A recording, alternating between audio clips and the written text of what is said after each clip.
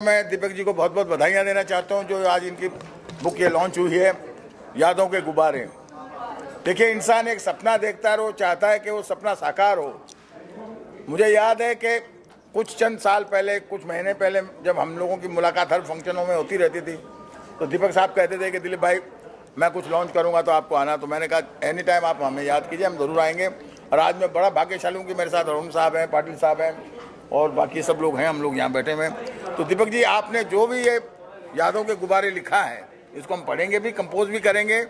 और मैं तो यही कहूँगा कि अभी तो ये आपने बुक में इसमें पिरोया है, अब हम इसमें कोशिश करेंगे अपनी धुनों में इसको पिरोने की और पब्लिक तक पहुँचाने की। नमस्कार, अस्सलाम वालेकुम, जय महाकाल।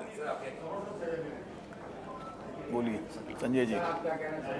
जी, दीपक कुमार देसाई एक अच्छे लेखक है, एक अच्छे कवि है और उसके वाला एक अच्छे इंसान है। जो उन्होंने आज जो यादों के गुब्बारे उसका जो आज विमोचन किया है, मैं इसके लिए उनको ढेर सारी शुभकामनाएं देता हूं।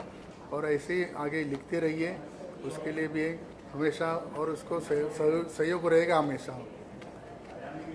बहुत बहुत धन्यवाद। थोड़ा जोर से बोलिए। गणेश तांबे, मी ठाण्यावरून आलो. माझे मित्र रवी यांच्या माध्यमातून आम्हाला आज दीपकजी यांच्या ज्या यादों के गुब्बारे याचे जे प्रकाशनासाठी आम्हाला बोलवलं, त्यासाठी मी खूप आभारी आहे त्यांचा. आणि त्या माध्यमाने आम्हाला अनेक मान्यवरांची उपस्थिती मिळाली आणि त्यांच्याशी सहयोगाने आमचं ओळख झाली. आणि दीपकजींच्या पुढील वाटचालीसाठी मी शुभेच्छा देतो.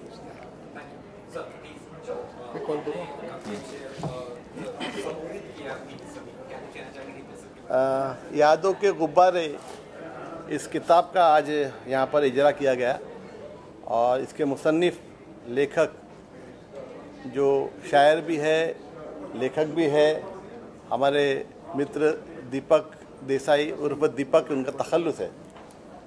मैं उनको इस किताब के लिए बहुत बहुत बधाई देना चाहता हूँ। इस किताब में इन्होंने बहुत सुंदर जो कविताएं लिखी है, हिंदी में लिखी है, गुजराती में भी लिखी है। और उन्होंने जो शुरुआत जो की है, ये पहला ही जो उनका जो शेर है, इस शेर को पढ़ने के बाद जो भी आदमी पहले ये शेर को पढ़ेगा, वो इस किताब के आगे बढ़े बगैर या पढ़े बगैर नहीं रह सकता। मैं इनको इस अच्छी कोशिश के लिए मैं उनको शुभकामनाएं देता हूँ, तहे दिल से शुभकामनाएं देता हूँ। और ईश्वर से, अल्लाह से यही दुआ करता हूँ कि आप दिन दुगनी और रात चौगनी तरक्की करें। बहुत धन्यवाद।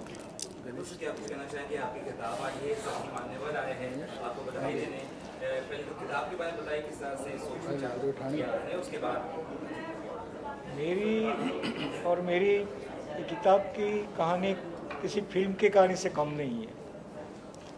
मैं छोटे से गांव में किसान का बेटा हूँ। इस किताब की आधी रचनाएं मैंने कई साल, 40-45 साल पहले की थी। वो डायरी के स्वरूप में पड़ी रहती है। मेरी एक लघु कथा प्रकाशक ने रिटर्न की थी। उसके बाद मैं हताश होकर कोई किताब या कोई अपनी रचना छपवाई नहीं। उसके बाद मेरी बेटे की शादी में श्री सुनील पाल जी आए। बात में मैंने एक अपनी रचना उनको सुनाई, तो उन्होंने पूछा कि भाई किसने लिखा है, तो मैंने बोला कि मैंने लिखा है। तो सुनील पाल जी बोले कि आपकी किताब लाइए। मैंने कहा कि मैंने कोई किताब छपवाई नहीं है। तो सुनील जी ने बोला कि आप इतने अच्छे लिखते हैं तो उसको छपवाइए। मैं बोला कि भाई मैं किसान का बेटा हूँ, मैं कहाँ छपवाने जाऊँ। तभी सुनील पाल जी ने बोला कि आपने जो भी लिखा मुझे भेज दीजिए, मैं उसे छपवाऊँगा। तो इस किताब की छपवाने की पूरी जिम्मेवारी श्री सुनील पाल जी ने ली और श्री संजय अमान जी गो भारत भारती के अध्यक्ष एडिटर हैं, उनके द्वारा ये किताब प्रकाशित हुई। और ये किताब प्रकाशित होते ही सब जगह प्रशंसा के प्रतिसाद मिला, उसको सहकार मिला सबका। और सब महानुभावों का भी अभिप्राय मिला, अच्छा अभिप्राय मिला। संजय पाटिल सर जो यहाँ पर बैठे हैं, उन्होंने भी इस पर प्रशंसा इनके बारे में लिखी थी। तो इस बात से प्रतीत होता है कि कलम की ताकत कैसी है। मैं एक छोटे से गांव का किसान का बेटा आज यहाँ मुंबई नगरी में मुंबई फिल्मी हस्तियाँ, टीवी क्षेत्र की हस्तियाँ, राजनेताओं के साथ बैठकर अपनी एक किताब का विमोचन उनके द्वारा किया गया, एक कलम की ताकत दिखाती है। कलम बोलते हैं कलम तख्ता भी पलट सकता है, इसका जीता जागता नमूना ये है।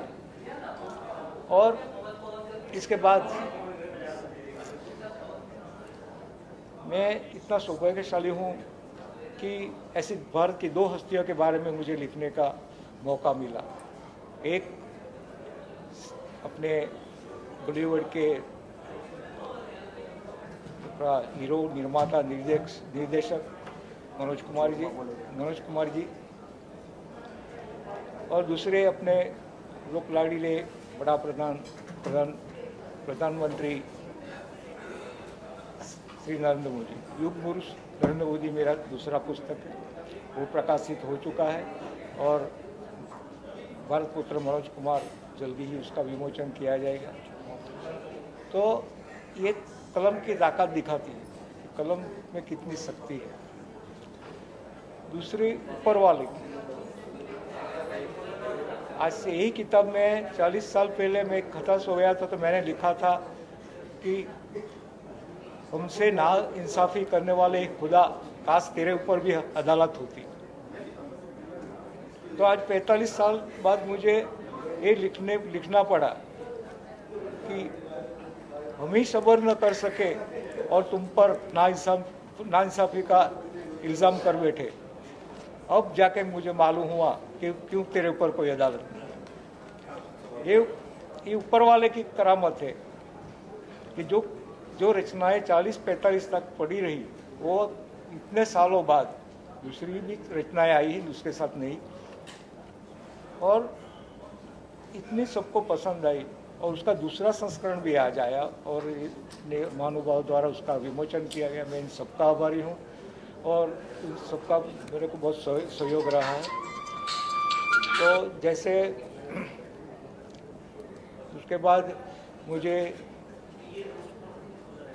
मुंबई में कई जगह सम्मानित किया गया और मुझे एक बात की खुशी है कि मैं दैनिक भास्कर ने उनके award, excellence award, Gujarat excellence award के लिए मुझे नॉमिनेट किया, जो जल्दी ही मुझे मिलने वाला है। ये सब उपकार ऊपर वाले की।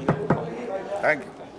बस धन्यवाद। जैसे मेरी पहला संस्करण को आपने अच्छा प्रतिसाद दिया, ऐसे ही इसको भी अपना लेंगे। यही धन्यवाद। देसाई दीपक जी का ये जो संग्रहालय रिलीज़ हुआ है, इसके लिए बहुत मैं दिल से बधाई देता हूँ उन्हें, क्योंकि उन्होंने हमारी फिल्म कॉफ़ी विद अरुण के लिए भी गाना लिखा है और गाली गलौज फिल्म के लिए भी गाना लिखा है, जिसमें हमारे दोनों भाइयों ने काम भी किया है। तो हम तीनों को बड़ी खुशी हो रही, एक टीम वर्क हुआ है और बहुत मुबारक हो। बाकी विशु जी और जीतू जी कुछ कहना चाहते हैं? Wish you all the best, जीतू रहो।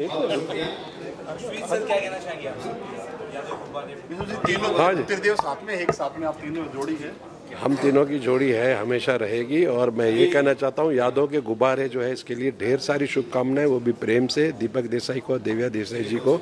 और ये हमेशा इसी तरह किताबें छापते रहे और सबको मैसेज पहुँचाते रहे, बस इतना ही कहूँगा।